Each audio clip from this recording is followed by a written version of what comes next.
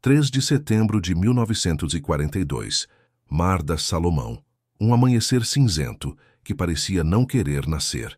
A superfície do oceano estava tão lisa que lembrava uma placa de aço polido, mas havia algo estranho no ar. Um silêncio denso, abafado, como se o próprio Pacífico estivesse prendendo a respiração. A névoa rasteira escondia quase tudo a mais de 100 metros, deixando apenas sombras recortadas de mastros e antenas surgindo como fantasmas de metal no horizonte. Do alto da ponte de comando do cruzador japonês Kumano, um capitão experiente observava a vastidão silenciosa com olhos semicerrados. Ele era conhecido pela frieza, pela disciplina e por nunca desperdiçar palavras. Naquela manhã, porém, ele riu. Baixo, curto, quase desdenhoso. Relatórios americanos, disse ele, sempre exagerados. Os oficiais próximos trocaram olhares. O motivo da risada estava em um documento recém-interceptado. Os americanos estariam operando um porta-aviões leve experimental, um navio improvisado, montado às pressas, mal armado, mal protegido e, segundo todas as análises japonesas, incapaz de afetar qualquer batalha real. O capitão japonês inclinou-se sobre o mapa, deu um leve toque com o dedo no símbolo estranho que representava o tal navio e murmurou: "Isso aí não é ameaça, é erro, uma gambiarra flutuante." Os outros oficiais sorriram discretamente, porque naquela fase da guerra, o Japão ainda acreditava que dominava o Pacífico. Suas asas eram numerosas, seus pilotos experientes, seus porta-aviões formidáveis, e qualquer navio americano recém-improvisado parecia mais uma piada do que um risco. Mas enquanto o Kumano avançava com confiança arrogante, algo completamente diferente acontecia do outro lado daquele oceano silencioso. A milhares de quilômetros dali, em um estaleiro improvisado em Pearl Harbor, ainda cheirando a fumaça e memória dos navios destruídos meses antes, um grupo de engenheiros, soldados, soldadores e operários trabalhava dia e noite em algo que ninguém ali acreditava que funcionaria. Era um casco recuperado às pressas, pertencente ao cargueiro USS Hércules, parcialmente destruído no ataque japonês. Em vez de enviá-lo ao ferro velho, a Marinha Americana tomou uma decisão desesperada: transformá-lo em um porta-aviões leve em menos de 2 semanas. Era uma ideia ridícula, insana, quase criminosa. O próprio comandante responsável pela conversão disse a frase que entrou no relatório oficial: "Se ele flutuar, já será milagre. Se lançar aviões, será obra divina." E ainda assim eles tentaram. O que surgia ali era tudo o que um porta-aviões não deveria ser. Convés curto demais, hangares estreitos, elevadores improvisados, equipamentos canibalizados de outros navios, blindagem inexistente, sistemas elétricos remendados com peças de 6 modelos diferentes. Mas a guerra não dava tempo para a elegância. Dava apenas tempo para a necessidade. O navio foi rebatizado às pressas como USS Windfall, golpe de sorte. O nome, no início, era motivo de piada amarga entre os trabalhadores. Mas havia algo ali, um brilho estranho nos olhos da equipe, um espírito de desafio, quase uma rebeldia silenciosa, como se cada solda, cada parafuso, cada chapa de metal fosse uma afronta ao inimigo que acreditava ter quebrado a espinha americana em Pearl Harbor. Entre aqueles trabalhadores estava o jovem engenheiro Mark Ellison, 27 anos, responsável pela adaptação do convés de voo. Ele caminhava pelo navio com as mangas arregaçadas e o olhar de quem não dormia havia dias. Carregava sempre um bloco de notas sujo de graxa, onde rabiscava esquemas e cálculos impossíveis. Naquela madrugada específica, enquanto testava pela 1000ª vez o ângulo de saída dos cabos de retenção, ele murmurou para si mesmo: "Isso não deveria estar funcionando." Mas funcionava. De algum jeito, funcionava. O USS Windfall não era bonito, não era elegante, não era aprovado pelos manuais, mas estava vivo. Enquanto os mecânicos prendiam placas, os eletricistas puxavam fios, os carpinteiros reforçavam as estruturas internas e pilotos treinavam decolar de um convés impossível, Ellison olhou o navio de longe, iluminado por lâmpadas fracas, parecendo mais um milagre torto do que uma máquina de guerra. E então ele disse a frase que ninguém ouviu, mas que definiria tudo o que viria a seguir. Eles vão rir disso, até o momento em que pararem de rir. Porque naquele mesmo oceano onde o capitão japonês zombava do navio americano experimental, uma tempestade estratégica se formava, silenciosa, imprevisível. E nas próximas 48 horas, o porta-aviões que não deveria existir iria mudar, sozinho, todo o ritmo da guerra no Pacífico. E a partir de agora, você vai ver o nascimento do monstro improvisado, seu primeiro teste, suas falhas brutais e o segredo que ninguém percebeu antes de ser tarde demais. O USS Windfall deixou Pearl Harbor não com um rugido, mas com um gemido metálico. Cada chapa recém-soldada tremia com o balanço do mar, cada parafuso reclamava, cada junta parecia pedir mais tempo, tempo que ninguém tinha. Era uma embarcação que nascera da urgência, não da engenharia, e por isso mesmo carregava nas entranhas a marca de todos que o construíram: improviso, ousadia e uma pitada de loucura. Quando o navio cortou a linha da costa e o estaleiro desapareceu na névoa, Mark Ellison permaneceu no convés superior, encarando o horizonte como se esperasse que o oceano oferecesse alguma resposta. Ele ouvia cada vibração da estrutura, estudava cada ruído mecânico, como um médico ouvindo o coração de um paciente crítico. Ele sabia que cada metro de mar percorrido era um passo mais perto da verdade, ou da catástrofe. Se ele sobreviver às primeiras 12 horas, sobrevive ao resto, murmurou um mecânico veterano ao seu lado. Ellison não respondeu. Ele não tinha tanta certeza. O primeiro teste viria naquela mesma noite. Teste de decolagem e pouso real, com pilotos que nunca tinham visto aquele convés até poucos dias antes. O Windfall era menor que qualquer porta-aviões americano em operação. Seu convés era curto demais, estreito demais, irregular demais. Um dos pilotos, o tenente Jack Harwood, comentou com humor nervoso: "Se errar o pouso, eu caio direto na cabine do comandante." A piada arrancou pequenas risadas, mas risadas tensas, quebradiças, como vidro prestes a estilhaçar. Ao pôr do sol, as luzes de convés foram acesas, fracas, amareladas, mais parecendo lanternas improvisadas do que iluminação padrão. Harwood subiu no cockpit de seu Wildcat, motor roncando, vento lateral forte, convés que parecia pequeno demais para qualquer manobra. Ele olhou para Ellison, que o observava da lateral. O olhar trocado dizia tudo. Se der errado, será culpa nossa. Mas se der certo, será porque desafiamos o impossível. O oficial de decolagem fez sinal. Harwood acelerou. O Wildcat avançou pelo convés curto, muito curto, curto demais. O avião soltou a prancha final do convés e afundou. Por um segundo eterno, parecia que iria tocar o mar. Os motores gritaram, o avião desceu, desceu, e então, por um fio, subiu. Harwood deixou escapar um palavrão pelo rádio, seguido de uma gargalhada aliviada. "Este porta-aviões quer me matar!" Mas tinha funcionado. Primeiro milagre da noite. Era a hora do segundo milagre, o pouso. Quando Harwood retornou, o convés parecia ainda menor do que antes.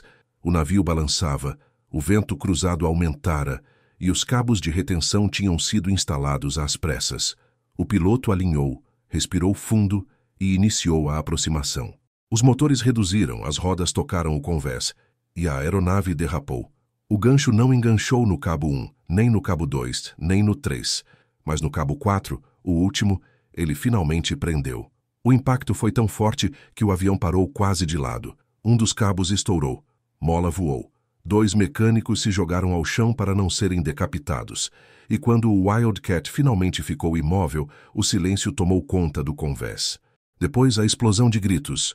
Funcionou, ele pousou. Mas Ellison não comemorou. Ele caminhou até o cabo rompido, tocou o metal distorcido e sentiu o peso da realidade. Aquilo não era estabilidade, não era segurança, era pura sorte. E a sorte nunca dura muito no Pacífico. Nos dias seguintes, as falhas se multiplicaram. Cabos quebrando, elevadores travando, motores queimando, convés entortando sob calor extremo, aviões quase colidindo entre si, rachaduras surgindo nas estruturas internas. Um relatório preliminar escrito por um oficial cético dizia: "Este navio não está pronto, não é confiável, Não deveria ter sido lançado ao mar. Ellison leu esse relatório à noite, sentado no convés silencioso. O navio rangia ao seu redor. Ele segurou o papel, respirou fundo e disse para si mesmo: talvez você esteja certo, mas não temos escolha. Na manhã seguinte, um Wildcat voltou de uma patrulha curta com pedacinhos de metal cravados na asa, fragmentos de algo grande, algo que não deveria estar ali. Quando Ellison examinou os fragmentos, percebeu que eram restos de reconhecimento japonês. Significava apenas uma coisa: o inimigo sabia que o Windfall existia. E isso significava outra coisa ainda mais assustadora. O teste final não seria em Pearl Harbor, seria em combate real, e mais rápido do que qualquer um no navio esperava, porque o primeiro ataque japonês virá, brutal, inesperado, e exatamente no momento em que o USS Windfall estava prestes a se desmontar sozinho. O sol nascia com dificuldade naquele dia, um disco pálido lutando para atravessar uma camada espessa de nuvens cinzentas.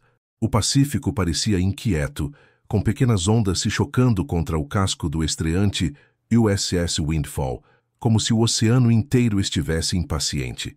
O vento soprava quente, úmido, trazendo um cheiro de chuva e metal oxidado que prenunciava tempestades, sejam elas climáticas ou militares. Ellison estava no convés quando ouviu o primeiro grito vindo da torre de comando. Contato aéreo a 140 milhas. Foram 4 segundos de silêncio absoluto. 4 segundos em que cada homem no convés congelou, como se a própria realidade tivesse pausado. Depois, o caos organizado começou. Sirenes, marinheiros correndo, cabos tensionando, aviões sendo movidos como peças de xadrez infernais, oficiais gritando instruções que se perdiam no vento. O USS Windfall acordara, e acordara no meio do inferno. Ellison correu até a cabine de controle avançada. O operador de radar, suando, com a blusa encharcada, repetia a leitura. Confirmado. Vários contatos. Formação larga, altitude média. Rumo direto a nós. O comandante Hargrave bateu as mãos na mesa. Ele conhecia aquela sensação, o instinto puro de que algo terrível estava prestes a acontecer. Quantos? Perguntou. O operador hesitou. Não sei, senhor, são muitos. Talvez 50? 50 não era ataque. Era extermínio.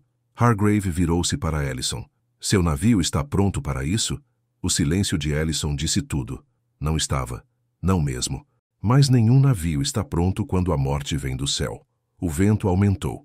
As nuvens escureceram. O mar ficou mais agressivo. Era como se a própria natureza estivesse tentando avisar a frota americana. Corram!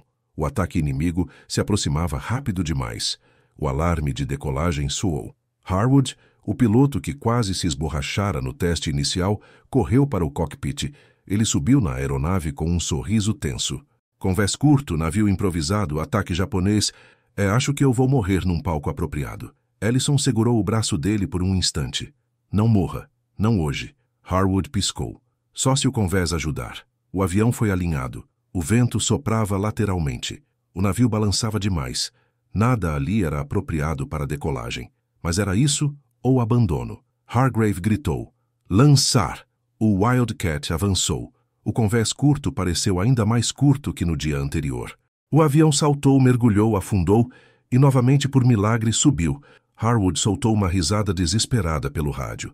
Eu juro, esse navio só existe para me assustar. Mas não houve tempo para comemorações. Porque no horizonte surgiram pequenos pontos negros, depois flechas metálicas, depois asas iluminadas pelo sol pálido, e então o som. O rugido dos motores Mitsubishi começou como um zumbido distante, depois virou um ronco grave, depois uma sinfonia infernal que fazia o peito vibrar como tambor. Era o som que todos os marinheiros aliados aprenderam a temer. Bombardeiros Betty, centenas, às vezes milhares de quilos de explosivos em cada barriga. E onde havia Bettys, havia zeros. O operador de radar engoliu seco. Eles estão descendo, formações de mergulho. Hargrave murmurou. Então é isso. Quando o primeiro clarão rompeu o céu, o ataque começou oficialmente.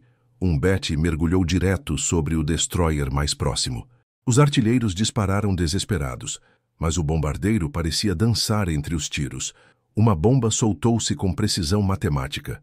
Meio segundo depois, uma bola de fogo subiu, iluminando a água e o casco do Windfall. O impacto fez o convés inteiro tremer. Homens tropeçaram. Aviões quase deslizaram. O elevador lateral, já fraco, chacoalhou como se fosse se soltar. Ellison sentiu a vibração na espinha. Se aquela peça ceder, perdemos metade dos aviões, disse um mecânico ao lado dele. Mas não havia tempo para consertos, reforços ou medo. Outro bete mergulhou. Depois outro. E outro. E outro. O ar parecia cheio de lâminas cortando em todas as direções. O oceano explodia como um caldeirão furioso. Fragmentos de metal caíam do céu como chuva venenosa. E no meio desse caos, os artilheiros do Windfall faziam o que podiam com armas improvisadas, canhões mal alinhados e coragem que beirava o suicídio. Quando um bete passou a poucos metros do convés, tão perto que os artilheiros viram os olhos do piloto inimigo, Ellison soube. Eles tinham sido descobertos e agora estavam no centro da tempestade. Hargrave apareceu ao seu lado. Prepare-se, Ellison, disse ele com voz grave. Isso aqui é só o começo. E era, porque no próximo bloco algo impossível acontece. O tipo de evento que faria historiadores discutirem por décadas se o USS Windfall era um erro ou um milagre. E seria nesse instante que o porta-aviões improvisado provaria seu valor, ou seria destruído para sempre. O ataque japonês já durava longos minutos que pareciam horas. O convés tremia, os canhões antiaéreos cuspindo fogo sem parar, a névoa sendo rasgada por explosões e clarões laranja. O USS Windfall cambaleava como um boxeador encurralado, golpeado de todos os lados, à beira do nocaute. E, no entanto, continuava de pé. Ellison corria de um ponto a outro do convés, desviando de cabos soltos, fragmentos quentes e fumaça que ardia nos olhos. Ele passou por um grupo de artilheiros recarregando caixas de munição com as mãos tremendo. Um deles, jovem demais, rosto sujo de pólvora, gritava: "Eles são muitos! Eles são muitos!" O sargento ao lado deu-lhe um tapa no capacete. "Cala a boca e mira! Esse navio não vai morrer hoje!" Era fácil falar. Difícil era acreditar. No radar, novas formações surgiam. O operador gritou para o comandante: "Senhor, mais contatos, pelo menos 2 ondas adicionais vindo do nordeste." Hargrave apertou as mãos na amurada até os nós dos dedos ficarem brancos. "Eles querem nos apagar do mapa", murmurou. "Eles sabem que somos fracos. Eles querem terminar isso agora." Mas não era só isso. Os japoneses estavam confusos, e essa confusão começava a crescer. Akaze no Suhos, a 12.000 pés, o piloto de um Zero encarava o mar abaixo com incredulidade. Ele havia estudado toda a inteligência japonesa sobre os porta-aviões americanos e nunca, jamais, havia visto aquele. Pequeno demais, estranho demais. Parecia improvisado e, no entanto, não afundava. Ele fez a transmissão que seria registrada para sempre. O inimigo opera um navio desconhecido. Ele está sobrevivendo aos ataques. No ar, Harwood lutava contra 3 zeros ao mesmo tempo. Seu Wildcat estava tão danificado que parecia um pedaço de ferro voador mantido unido por teimosia pura. Mas ele continuava no combate. "Que diabos vocês são?" gritou, rolando o avião para escapar de um disparo. "Vampiros? Zumbis, por que não caem?" Um Zero colou-se à sua cauda. Harwood fechou os dentes e puxou o manche com força.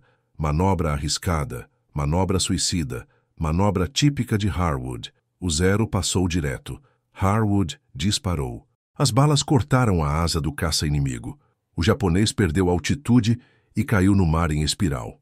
"Um a menos!" gritou Harwood. "Quem quer ser o próximo?" Mas o combustível estava acabando e seus instrumentos falhavam. Era questão de minutos até o Wildcat virar uma pedra. No convés, o cenário era desolador. Um dos elevadores tinha travado. Uma metralhadora dupla estava inoperante. Buracos do tamanho de baldes marcavam o casco lateral. Homens carregavam feridos, escorregando em sangue, água e óleo. Mesmo assim, o USS Windfall ainda lutava. Ellison percebeu um detalhe que mudaria o rumo do combate. Os bombardeiros estavam mergulhando em ângulos cada vez mais desesperados. Não era estratégia japonesa, era medo. "Senhor", gritou Ellison para o comandante, "eles não sabem que tipo de navio somos. Estão gastando munição demais, mudando vetores sem lógica.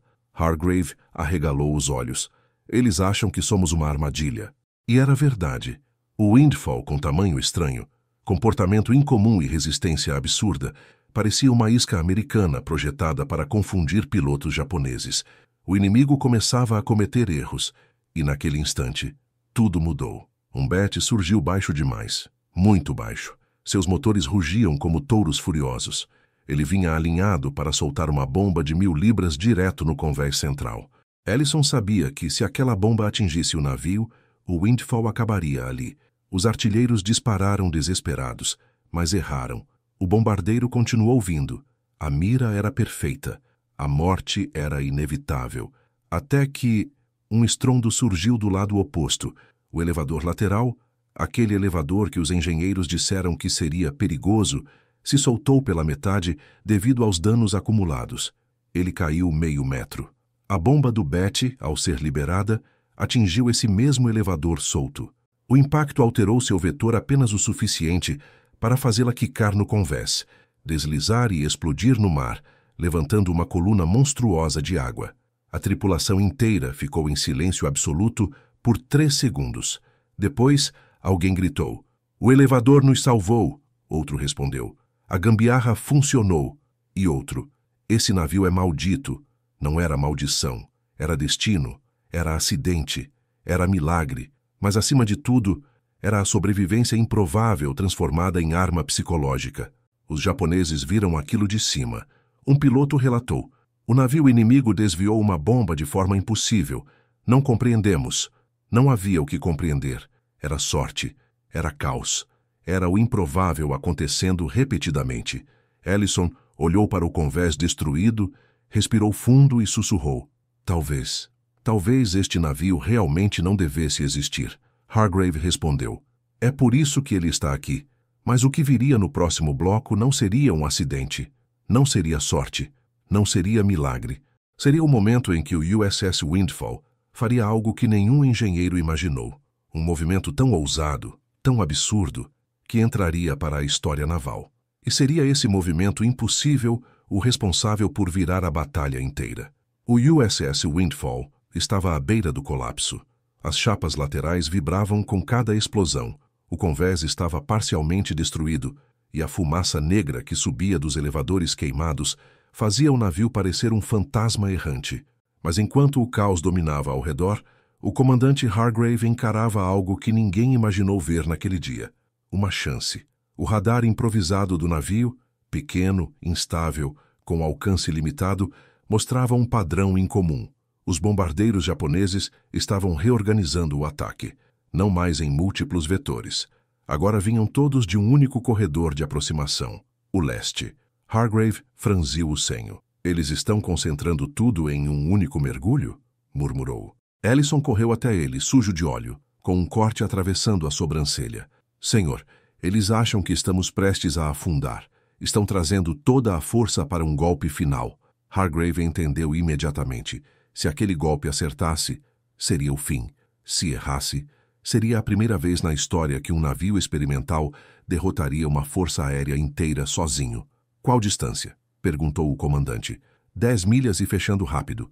"Tempo estimado, 2 minutos", respondeu o operador. 2 minutos. O tempo exato entre vida e esquecimento. Hargrave respirou fundo, olhando o convés destruído, a tripulação exausta, o mar revolto, o céu tomado por sombras mortais. Depois, apertou o rádio interno. "Todos aos postos. Este será o ataque final." Um silêncio estranho percorreu o navio. Um silêncio que só precede decisões impossíveis. Ellison aproximou-se. "Senhor, o que vamos fazer? Não temos armas suficientes. Não temos velocidade. Não temos como evitar o mergulho." Hargrave virou-se lentamente para ele. "Não temos saída, mas temos uma coisa que eles não têm." Ellison franziu o rosto. "O quê?" O comandante apontou para as laterais retorcidas do navio, para o elevador que salvou a tripulação por acidente, para as áreas onde explosões tinham alterado a forma do casco. "Caos, Ellison. O navio está torto, instável, desbalanceado. Ninguém no mundo sabe mais como ele se movimenta, nem os japoneses." E então disse a frase que ficaria registrada nos relatórios oficiais: Vamos virar o navio. Ellison piscou incrédulo. Virar? Senhor, isso é insano? Interrompeu Hargrave. Sim, mas se mudarmos o rumo em ângulo máximo, inclinando o casco desse jeito, podemos quebrar a previsão dos mergulhos deles. Eles vão atacar onde acham que estaremos, não onde realmente estaremos.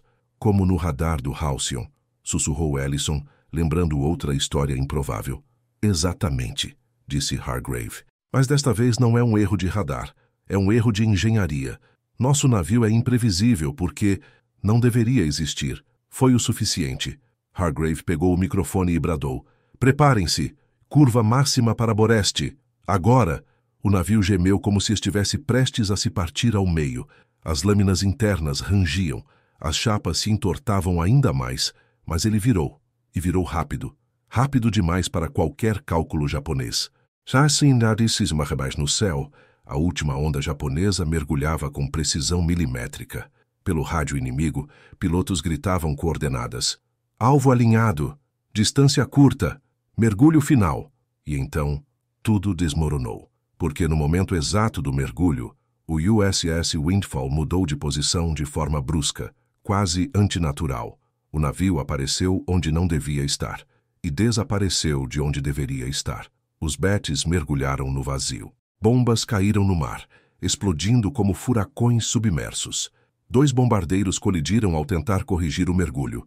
Outros 4 passaram direto e foram atingidos por fogo antiaéreo concentrado, agora finalmente alinhado para o novo setor. Um 0 tentou reajustar a trajetória, mas se perdeu na cortina de fumaça e foi engolido pelas nuvens.